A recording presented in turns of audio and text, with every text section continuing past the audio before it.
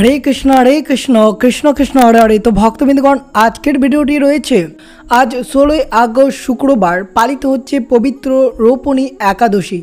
जे सकल कृष्ण भक्तरा এই पवित्र रोपणी एकादशी व्रत पालन करेছেন तारा अवश्यई आजकेर दिने एकटी बार हलेও श्रवण करबेन पवित्र रोपणी एकादशीर व्रत कथाटी। व्रत कथा श्रवणेर फले बाजपेय यज्ञेर फलाफल पाওয়া যায় এবং যে সকল কৃষ্ণ ভক্তরা এই पवित्र रोपणी एकादशी व्रत पालन करेছেন तारा अवश्यई श्रीकृष्णेर आशीर्वाद अवश्यई पाবেন এবং যে সকল কৃষ্ণ ভক্তদের নিঃসন্তান রয়েছে তারা যদি এই पवित्र रोपणी एकादशी व्रत पालनटी যদি একনিষ্ঠা এবং ভক্তি ভালোবাসা শ্রদ্ধা দিয়ে যদি এই ব্রতর উপবাস থাকতে পারেন তাহলে অবশ্যই তাদের সন্তান লাভ হবে। এবং অবশ্যই আজকের দিনে যদি আপনারা ব্রত পালন করে থাকেন তাহলে অবশ্যই শ্রবণ করবেন पवित्र रोपणी एकादशीर व्रत कथा श्रवणेर फले आपनारा श्रीकृष्णेर आशीर्वाद बर्षित होबे आपनार परिवारे एवं आपनार। तो अवश्य श्रवण करा जाक पवित्र रोपणी एकादशीर व्रत कथाटी। तो शुरू करा जाक आजकेर ভিডিওটি। আর চ্যানেলে নতুন হয়ে থাকলে দয়া করে চ্যানেলটিকে সাবস্ক্রাইব করবেন, লাইক করবেন, কমেন্টে ভক্তি ভালোবাসা শ্রদ্ধা দিয়ে অবশ্যই ভিডিওটি শুরু থেকে শেষ পর্যন্ত ভক্তি সহকারে শ্রবণ করবেন। आज 16 আগস্ট शुक्रवार 2024 पालित होच्छे पवित्र रोपणी एकादशी। हिंदू कैलेंडारे श्रावण मासेर शुक्ल पक्षेर एकादशी तिथिते श्रावण पुत्रदा बा पवित्र रोपणी एकादशी हिसेबे पालित हय।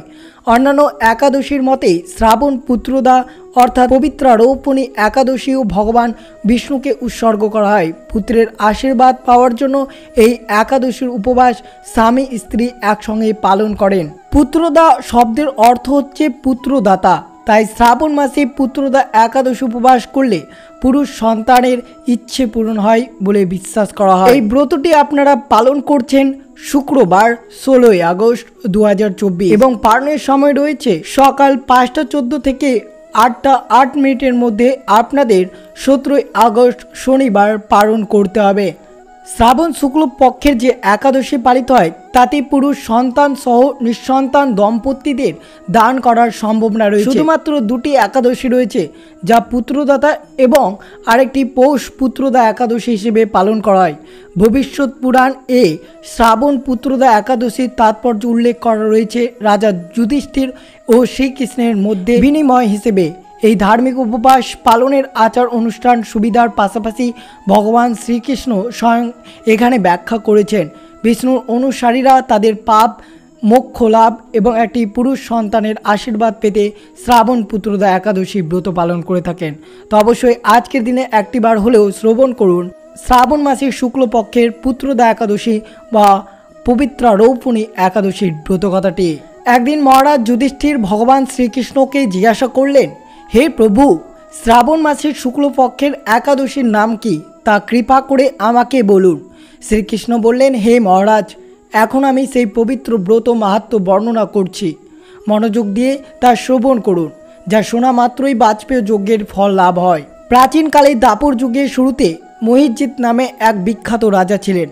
তিনি মহিষ্মিত নগরে রাজত্ব করতেন, কিন্তু দুঃখের বিষয় এই যে তার মনে বিন্দু মাত্র সুখ শান্তি ছিল না, কেননা তিনি ছিলেন অপুত্রক অর্থাৎ পুত্রহীনের ইহালোক পরলোক কোথাও সুখ হয় না। এইরূপ চিন্তা করতে করতে বহুদিন কেটে গেল, কিন্তু তবুও পুত্র মুখ দর্শন রাজা বঞ্চিত রইলেন। নিজেকে অত্যন্ত দুর্ভগা মনে করে রাজা চিন্তাগ্রস্ত হলেন। প্রজাদের সামনে গিয়ে বলতে লাগলেন, হে প্রজাবৃন্দগণ তোমরা শোনো, আমি এই জন্মে তো কোনো পাপ কাজ করিনি, অন্যায় ভাবে আমার রাজকোষ বৃদ্ধি করি, ব্রাহ্মণ বা দেবতাদের সম্পদ কখনো গ্রহণ করিনি, উপরন্ত প্রজাদেরকে পুত্রের মতো পালন করে ধর্ম অনুযায়ী পৃথিবীর শাসন করেছি, দুষ্টদের যথানুরূপ দণ্ড দিয়েছে, স্বজন ব্যক্তিদের যথাযোগ্য সম্মান করতেও কখনো অবহেলা করি। তাই হে ব্রাহ্মণগণ এই প্রকার ধর্মপথ অবলম্বন করা সত্ত্বেও কেন আমার পুত্র লাভ হলো না তা আপনারা কৃপা করে অনুসন্ধান করুন। রাজার এই প্রকার কাতর উক্তি শ্রবণে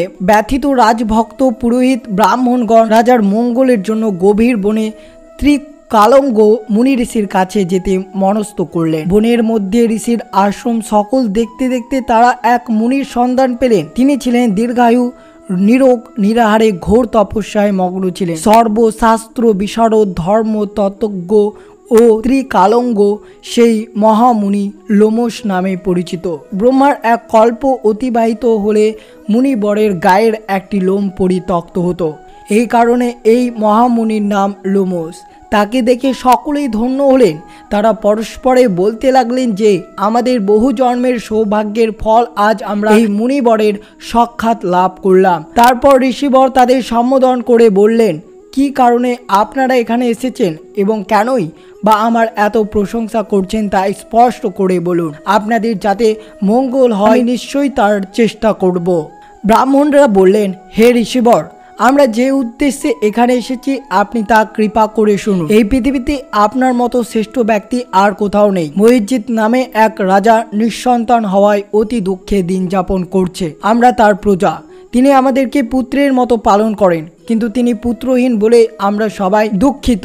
তার দুঃখ দূর করতে আমরা এই বনে প্রবেশ করেছি। হে ব্রাহ্মণ শ্রেষ্ঠ রাজা, যাতে পুত্রের মুখ দর্শন করতে পারেন কৃপা করে তার কোনো উপায় আমাদেরকে বলুন। তাদের কথা শুনে মুনিবর ধ্যানমগ্ন হলেন।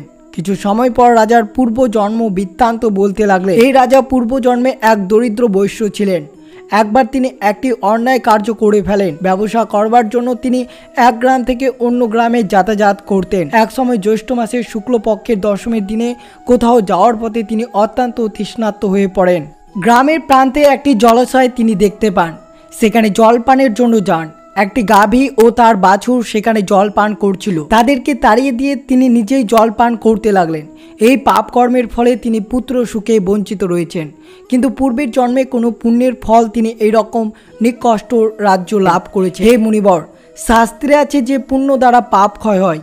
তাই আপনি এমন একটি পূর্ণ ব্রতের উপদেশ করুন যাতে রাজা সেই ব্রতটি পালন করে তার পাপ দূর করতে পারে এবং আপনার অনুগ্রহে তিনি পুত্র সন্তান লাভ করতে পারে। লোমশ মুনি তার রাজার প্রজাদেরকে বললেন, শুনুন, শ্রাবণ মাসের শুক্লপক্ষের যে পবিত্রা রোপণী বা পুত্রদা একাদশী ব্রত হয়, সেই ব্রতটি যদি রাজা এবং আপনারা যদি ব্রতটি উপবাস করতে পারেন তার ব্রতের ইষ্ট ফল প্রদান করে। আপনারা যথাবিধি তা সকলেই পালন করুন। লোমশ মুনির উপদেশ শুনে আনন্দে চিত্তে গৃহে প্রত্যাবর্তন করে তারা রাজাকে সেই সকল কথা জানালেন। তারপর সকলে মিলে মুনির নির্দেশ অনুসারে ব্রত পালন করলেন। তাদের সকলের পুণ্যফল রাজাকে প্রদান করলেন। সেই পুণ্য প্রভাবে রাজ মহেশী গর্ভবতী হলেন। উপযুক্ত সময়ে বলিষ্ঠ সর্বাঙ্গ সুন্দর এক পুত্র সন্তানের জন্মদান করলেন। ভবিষ্যৎ পুরাণে এই মাহাত্ম্য বর্ণিত রয়েছে। এই ব্রত মাহাত্ম্য যিনি পাঠ বা শ্রবণ করবেন তিনি সমস্ত পাপ থেকে মুক্ত হবেন এবং পুত্র শোক ভোগ করে অবশেষে দিব্যধাম প্রাপ্ত হবেন। যারা এই দিনে এই পবিত্র রোপণী বা পুত্রদা একাদশী ব্রত পালন করে ঈশ্বরের চিন্তা ভাবনা করেন, তারা অবশ্যই লোক এবং পরলোকে আনন্দ পেতে চান। তারা এই ব্রত শাস্ত্র অনুযায়ী একনিষ্ঠ এবং ভক্তিভরে পালন করবেন। যে সকল কৃষ্ণ ভক্তরা এই পবিত্র রোপণী একাদশী ব্রতটি বিশ্বাস করে পালন করবে এবং সঠিক আচার মেনে যদি পালন করতে পারে, তাহলে অবশ্যই বিবাহিত দম্পতি যাদের বিয়ের পর দীর্ঘদিন ধরে পুত্র সন্তান হয় না, তারা যদি এই একাদশী পালন করতে পারেন তাদের মনস্কামনা পূর্ণ হবে। জয় শ্রীকৃষ্ণ, রাধে রাধে। অবশ্যই যে সকল কৃষ্ণ ভক্তরা এই পুত্রদা বা পবিত্র রোপণী একাদশী ব্রতটি পালন করেছেন তারা অবশ্যই শ্রবণ করলেন এই পুত্রদা বা পবিত্র রোপণী একাদশীর ব্রত কথাটি। অবশ্যই এই দিনে একটি কাজ আপনারা করতে পারেন। যারা নিঃসন্তান রয়েছেন তারা অবশ্যই এই কার্যকারী মন্ত্রটি জপ করবেন।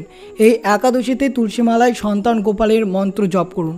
5 মালা জপ করতে হবে এই মন্ত্রটি। ওম দেবকী সুত গোবিন্দ বাসুদেব জগৎপতে দেহি মে তনয়ং কৃষ্ণ তমং শরণং গত। সন্তান লাভের জন্য এটি কার্যকারী মন্ত্র। পুত্রদা একাদশী তিথিতে বিষ্ণুর সহস্রনাম পাঠ করলে আপনার বাড়িতে উপস্থিত নেতিবাচক শক্তি ধ্বংস হয় এবং পরিবারে আনন্দ বজায় থাকে। বিষ্ণুকে হলুদ রঙের ফুলের মালা পরান, চন্দনের তিলক লাগান, নিজেও চন্দনের তিলক লাগাবেন। এর ফলে মানসিক অবসাদ থেকে আপনি মুক্ত পাবেন। শাস্ত্রমতে এই একাদশীর ব্রত পালন করলে বিষ্ণুর পাশাপাশি লক্ষ্মীর আশীর্বাদ পাওয়া যায়। নিয়ম মেনে এই একাদশীর ব্রত পালন করলে শীঘ্রই সন্তান সুখ লাভ করা যায়। এছাড়াও দীর্ঘদিন ধরে আটকে থাকা কাজ পুরো হতে পারে। এছাড়াও এই একাদশীর প্রভাবে ব্যক্তির জীবনের সমস্ত বাধা দূর হয়। মৃত্যুর পর মোক্ষ লাভের পথ প্রশস্ত হয়ে যায়। অবশ্যই মনে রাখবেন, একাদশীর দিন ভোর থেকে দ্বাদশীর ভোর পর্যন্ত উপবাসের 24 ঘন্টার জন্য প্রসারিত করতে হয়। উপবাসের সময় ভক্তদের কিছু খাওয়া থেকে বিরত থাকতে হবে। শুধুমাত্র দ্বাদশীর দ্বিতীয় ত্রৈমাসিকে উপবাস শেষ করতে হবে। যারা কঠোর উপবাস পালন করতে পারে না, শুধুমাত্র তারাই দুধ ও ফল খেতে পারেন। ব্রত চলাকালীন অবশ্যই মনে রাখবেন, পেঁয়াজ, রসুন, চাল এবং ডাল খাওয়ার অনুমতি দেয় না। একাদশীর দিন সারা রাত জাগরণ পালন করে এবং ভগবানের মহিমা শ্রবণে সময় ব্যয় করা অত্যন্ত শুভ। দ্বাদশীর দিনে ভগবান বিষ্ণুর পুজো এবং প্রসাদ গ্রহণের পর উপবাস ভঙ্গ করতে হয়। এই পবিত্র রোপণী যে সকল কৃষ্ণ ভক্তরা ব্রতটি পালন করেছেন তারা অবশ্যই জানবেন এই পবিত্র রোপণীর একাদশীর ব্রতের উপকারিতা। পবিত্র রোপণী একাদশী ব্রত পালনকারীদের একজন গুণী পুত্রের আশীর্বাদ করেন, অতীতের পাপ দূর করে মোক্ষ প্রদান করে, পুরো পরিবার এবং বংশধরদের মঙ্গলের যত্ন নেই, ভক্তদের সম্পদ ও সমৃদ্ধি দিয়ে আশীর্বাদ করেন। ভগবান শ্রীকৃষ্ণ বলেছেন 1000 অশ্বমেধ যজ্ঞ এবং 100 রাজসূয় যজ্ঞ পবিত্র রোপণী একাদশীর ব্রতের সুফলের সাথে মিলবে। তো অবশ্যই আপনারা এই দিনে ভক্তি, ভালোবাসা, শ্রদ্ধা দিয়ে এই পবিত্র রোপণী একাদশীর ব্রতটি পালন করুন এবং অবশ্যই অন্যদেরকে উৎসাহিত করুন এই ব্রত পালন করাতে। অবশ্যই মনে রাখবেন, এই দিনে কোনো ধরনের লোভ, ভালোবাসা, হিংসা, অহংকার করবেন না এবং কাউকে কোনো খারাপ কথা বলবেন না। এই সতর্কটি অবলম্বন করতে হবে এবং অবশ্যই আপনারা ভক্তি, ভালোবাসা, শ্রদ্ধা দিয়ে শ্রবণ করলেন পবিত্র রোপণী একাদশীর ব্রত কথাটি।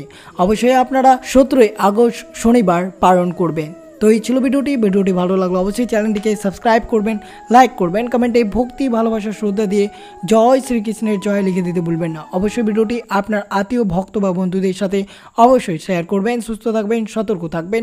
জয় শ্রীকৃষ্ণ, রাধে রাধে।